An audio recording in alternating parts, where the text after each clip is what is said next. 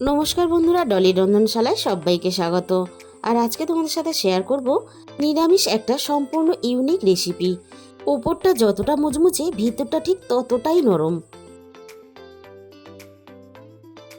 আর বানানো খুবই সোজা। তোমরা যখন ইচ্ছে তখনই ঘরে থাকা সমস্ত উপকরণ দিয়ে রেসিপিটা খুব সহজেই যখন মন চাইবে তখনই কিন্তু তোমরা বানিয়ে নিতে পারবে। তাহলে বন্ধুরা, আজকের এই রেসিপিটা শেষ পর্যন্ত দেখার জন্য তোমাদের কাছে আমার অনুরোধ রইল। আমি এই রেসিপিটা বানানোর জন্য আগে থেকে ছোট বাটির 1 বাটি পরিমাণ মুগ ডাল সিদ্ধ করে নিয়েছিলাম। আর মুগ ডালটা ঠিক এরকম দানা রেখে সিদ্ধ করে নিতে হবে। আর সাথে আমি একটা মাঝারি সাইজের আলু সিদ্ধ করে নিয়েছিলাম। আলুটা কিন্তু আমি এখানে লবণ ছাড়াই সিদ্ধ করে নিয়েছিলাম। এবারে আমি রান্নার জন্য আলুটাকে রেডি করে নেব। আলুটা দেখো একটা গ্রেটারের সাহায্যে এইভাবে গ্রেট করে নিতে হবে।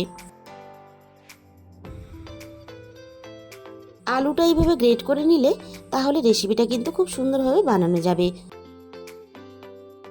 হাত দিয়ে মেখে বানালে তাহলে কিন্তু রেসিপিটা এতটা সুন্দরভাবে বানাতে পারবে না। আলুটা গ্রেট করে নেওয়ার পরে এবার আমি রান্নার দিকে চলে এসেছি। প্রথমে আমি কড়াইয়ের মধ্যে 1 চামচ পরিমাণ সর্ষের তেল দিয়ে দিলাম। তেলটা আমি প্রথমে খুব ভালোভাবে গরম করে নিয়ে ফোড়নে আমি এখানে দিয়ে দিলাম 1/2 চামচ পরিমাণ গোটা জিরে। এবার আমি দিয়ে দেব ঝালের জন্য স্বাদ মতো কাঁচা লঙ্কা কুচি। এখানে কিন্তু গুঁড়ো লঙ্কার কোনো রকম ব্যবহার করবে না, কাঁচা লঙ্কাটাই কিন্তু এখানে ব্যবহার করতে হবে। আর দিয়ে দিলাম আমি এখানে 1 চামচ পরিমাণ গ্রেট করা আদা। এবার আমি ফোড়নের সাথে আদা আর কাঁচা লঙ্কাটা একটু নাড়াচাড়া করে ভেজে নেব। এতে যেমন আদার কাঁচা গন্ধটা চলে যাবে, তেমনই কাঁচা লঙ্কাটা একটু ভাজা ভাজা করে নিলে তাহলে সুন্দরভাবে কাঁচা লঙ্কার গন্ধটা রান্নার সাথে মিশে যাবে। এবার আমি কড়াইয়ের মধ্যে সিদ্ধ করা আলুটা দিয়ে দিলাম, আর আলুর সাথেই সিদ্ধ করা মুগ ডালটাও আমি দিয়ে দিলাম। এবার আমি রান্নায় স্বাদ মতো লবণটা দিয়ে দিলাম। আর এই রেসিপিটা বানানোর জন্য আমি কিন্তু আর কোনো রকম গুঁড়ো মশলা ব্যবহার করব না। এবার আমি গ্যাসের ফ্লেমটা একেবারে লোতে রেখে আলু আর মুগ ডালটা খুব ভালোভাবে নাড়াচাড়া করে এইভাবে একসাথে মিশিয়ে নেব। আর এই রেসিপিটা গরম গরম ভাতের সাথে প্রথম পাতের রেসিপি হিসাবে যেমন বানিয়ে নিতে পারবে, তেমনই কিন্তু বিকেলে চায়ের সাথেও খাওয়ার জন্য স্ন্যাক্স হিসাবেও তোমরা বানিয়ে নিতে পারো। আর এই রেসিপিটা বানিয়ে যাকে খাওয়াবে সে কিন্তু একেবারেই বিশ্বাস করবে না এত কম উপকরণ দিয়ে এতটা টেস্টি একটা রেসিপি বানানো যায়। ডোটা আমার রেডি হয়ে গেছে। এর থেকে বেশি কিন্তু আমি আর শক্ত করলাম না, কারণ ঠান্ডা হওয়ার পরে ডোটা আরও একটু শক্ত হয়ে যাবে। ডোটা রেডি করে নেওয়ার পরে আমি কড়াই থেকে সমস্ত ডোটা নামিয়ে নিলাম। ডোটা নামিয়ে আমি একটা প্লেটের মধ্যে তুলে নিয়েছি। এবার আমি খুন্তি দিয়ে এইভাবে একটু ছড়িয়ে দেবো যাতে খুব তাড়াতাড়ি ঠান্ডা হয়ে যায়। এটা ঠান্ডা হতে হতে আমি বাকি কাজগুলোকে রেডি করে নেব। আমি এখানে একটা বাটি নিয়ে নিয়েছি। বাটির মধ্যে আমি এখানে 1 চামচ পরিমাণ বেসন নিয়ে নিলাম। এবার আমি বেসনের মধ্যে স্বাদ মতো লবণ দিয়ে দিলাম। এবার আমি বেসনের মধ্যে অল্প পরিমাণ জল দিয়ে দিলাম। এবার আমি বেসনটাকে খুব ভালোভাবে ফেটিয়ে রেডি করে নেব। আর খুব বেশি পরিমাণ কিন্তু প্রথমেই জল দিয়ে দেবে না, অল্প অল্প করে জল দিয়ে ব্যাটারটাকে রেডি করে নিতে হবে। কারণ ব্যাটারটা খুব বেশি পাতলাও করা যাবে না, আবার খুব বেশি গাঢ়ও করা যাবে না। ঠিক এরকম একটা মিডিয়াম ঘনত্বের ব্যাটার আমাদের এখানে রেডি করে নিতে হবে। এদিকে মুগ ডাল আলুর ডোটাও কিন্তু খুব ভালোভাবে ঠান্ডা হয়ে গেছে।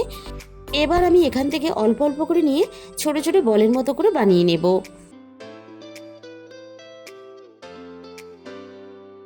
আর বন্ধুরা, তোমরা যদি এই রেসিপিটা কখনো বানিয়ে না থাকো তাহলে অবশ্যই একদিন হলেও তোমরা এই রেসিপিটা বানিয়ে দেখো, জাস্ট খেতে অসাধারণ লাগে।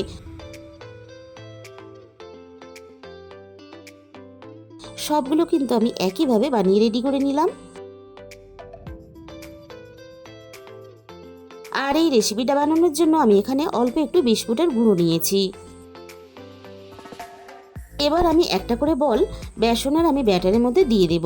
আর বেসনের ব্যাটারের মধ্যে এইভাবে হালকা করে একটু কোট করে নেব। বেসনের ব্যাটারের মধ্যে খুব ভালোভাবে কোট করে নিয়ে এবার আমি বিস্কুটের গুঁড়োর মধ্যে দিয়ে দিলাম।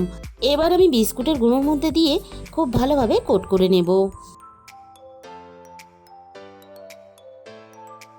আর এই রেসিপিটা বানালে বাচ্চা থেকে বড় কিন্তু সবাই খেতে পছন্দ করবে। আর বাকি সবগুলো ঠিক একইভাবে আমি রেডি করে নিলাম। আমি এখানে বিস্কুটের গুঁড়োর মধ্যে একবারই কোট করেছি, তোমরা চাইলে কিন্তু দুবারও কোট করে নিতে পারো। এবার আমি রান্নার দিকে চলে এসেছি। আমি এখানে কড়াইয়ের মধ্যে আগে থেকে প্রয়োজন মতো সাদা তেল গরম করতে বসিয়ে দিয়েছিলাম। তেলটা আমার এখানে খুব ভালোভাবে গরম হয়ে গেছে। এবার আমি একে একে তেলের মধ্যে ছেড়ে দেব। আর এগুলো ভাজার সময় তেলটাকে খুব ভালোভাবে প্রথমে গরম করে নিতে হবে, তারপরে কিন্তু গ্যাসের ফ্লেমটা মিডিয়ামে রাখতে হবে। তা না হলে তেলে দেওয়ার সাথে সাথেই উপরটা লালচে ভাব চলে আসবে, আর ভিতর থেকে কিন্তু খুব বেশি ভালোভাবে মুচমুচে হয়ে ভাজা হবে না। এবার আমি এভাবে উল্টে পাল্টে একটু সময় নিয়ে এগুলোকে খুব ভালোভাবে লালচে করে ভেজে নেব। প্রথম ব্যাচটা কিন্তু আমার খুব ভালোভাবে ভাজা রেডি হয়ে গেছে। এবার আমি এগুলোকে তেলে থেকে ছেঁকে তুলে নেব।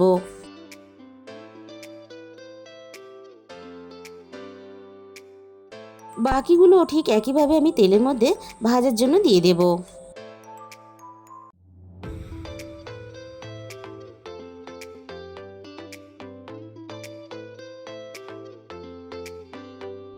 আর বাকিগুলো কিন্তু আমি ঠিক একইভাবে তেলের মধ্যে দিয়ে একটু সময় নিয়ে খুব সুন্দর করে লালচে করে ভেজে নেব।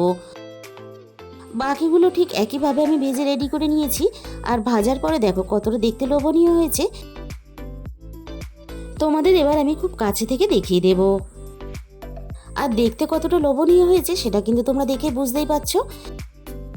সবগুলো আমার এখানে ভাজা রেডি হয়ে গেছে। এবার আমি তেলে থেকে ছেঁকে প্লেটের মধ্যে তুলে নিলাম। তাহলে বন্ধুরা, আজকের এই রেসিপিটা ভালো লাগলে প্লিজ একটা ভিডিওতে লাইক করে দিও, আর প্রচুর প্রচুর নিজেদের বন্ধুদের মধ্যে শেয়ার করে দিও। আর আমার চ্যানেলে যে সমস্ত নতুন বন্ধুরা এখনও পর্যন্ত আমার চ্যানেলটাকে সাবস্ক্রাইব করেনি, এরকম নতুন নতুন রেসিপি পেতে অবশ্যই আমার চ্যানেলটাকে সাবস্ক্রাইব করে পাশে থাকা বেল আইকনটা অল করে দিও। তাহলে আমি যখনই কোনো নতুন রেসিপি আপলোড করব সবার আগে তোমার কাছে পৌঁছে যাবে। আর তোমাদের মূল্যবান সময় দিয়ে আমার এই রেসিপিটা শেষ পর্যন্ত দেখার জন্য তোমাদের সবাইকে অসংখ্য ধন্যবাদ। তাহলে আজকে এই পর্যন্ত, দেখা হবে অন্য কোনো নতুন রেসিপির সাথে।